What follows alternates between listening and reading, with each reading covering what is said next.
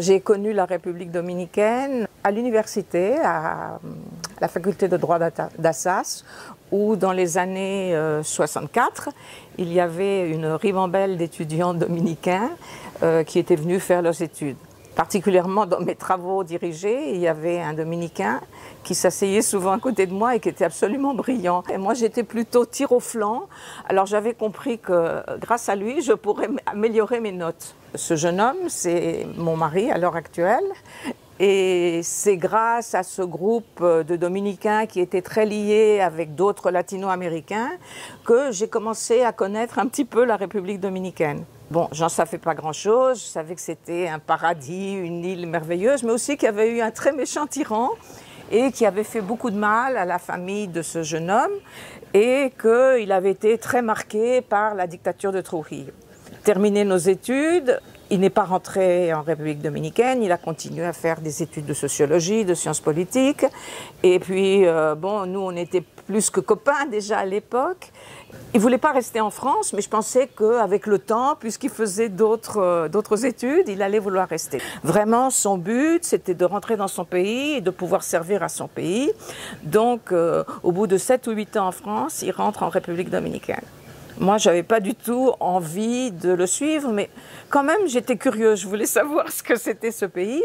Et au bout d'1 an et demi, il était installé, il avait trouvé du travail comme professeur d'université, travaillait dans une ONG, et il m'a dit, viens passer les vacances. Comme il savait aussi que j'étais un peu aventurière, il avait préparé un fabuleux voyage. On venait en République dominicaine, et de là, il allait m'emmener à Haïti, que je rêvais de connaître. À l'immigration, moi, je passe tout de suite, mais je vois tout de suite qu'il y a un problème avec mon mari. On retient son passeport, qu'on nous met de côté, qu'on nous fait attendre. Et tout d'un coup arrive un agent d'immigration avec des lunettes noires et il dit « Vous n'avez pas le droit de rentrer dans votre pays, on va vous déporter ». Il y avait une règle, quand un avion amène un illégal, si l'avion est en transit, il doit le sortir du pays. Il arrive 4 militaires avec des fusils, ils le prennent par les bras et ils disent si ce communiste fait un seul geste, il n'arrivera pas jusqu'à l'avion. Effectivement, il le traîne jusqu'à l'avion sur le tarmac et il l'embarque dans le vol. Ses parents se mettent en action. Il parle avec le président Balaguer. 3 ou 4 jours après, il a le droit de rentrer. Mais ça m'avait quand même un petit peu échaudé sur la République dominicaine.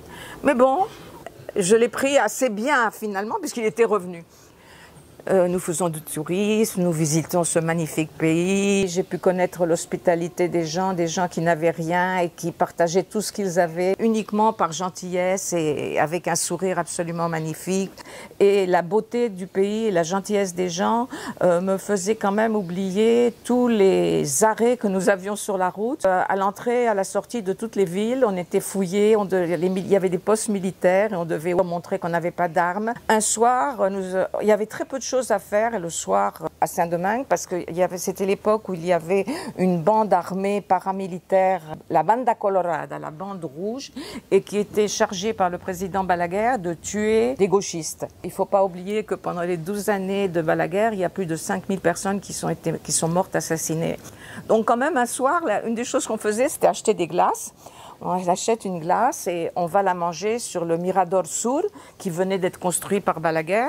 Et tout d'un coup, on sent une arme derrière nous. Et il y a 2 militaires qui nous disent qu'on a une tenue indécente. Bon, avec nos pots de glace en train de manger, je me demande quelle tenue indécente. Ils nous emmènent jusqu'à la voiture avec leur arme. Et je dis à Max, mais il faut dire quelque chose. Et il me dit, non, on ne dit rien dans ces cas-là, on se tait et on s'en va. Bon, c'était des choses que je comprenais absolument pas.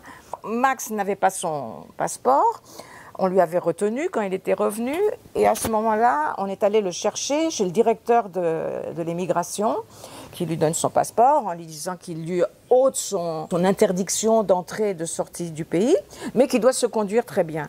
Pour moi, je tombais du ciel. Je me demandais comment un garçon que j'avais connu à Paris, il me paraissait un garçon normal, tout d'un coup était devenu un dangereux gauchiste, un terroriste. Partons à Haïti, une rencontre merveilleuse avec Haïti. J'adore Haïti. On rentre et ça recommence. À l'immigration, on ne veut pas de nouveau le laisser rentrer. Il a réussi à appeler la presse, à faire appeler son père et il est rentré. À la fin de ce premier séjour, je me suis dit, la République dominicaine, c'est pas pour moi. Donc nous avons rompu. 2 ans après, mon fiancé commence à me dire, pourquoi tu reviendrais pas? Les choses ont un peu changé.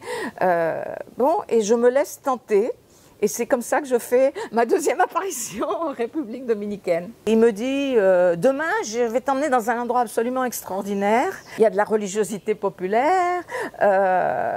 Et cette visite dans cet endroit, à la campagne, a peut-être déterminé d'une certaine façon que je sois restée plus tard. C'est par là que j'ai connu la religiosité populaire et le syncrétisme dominicain, et ça m'a énormément plu.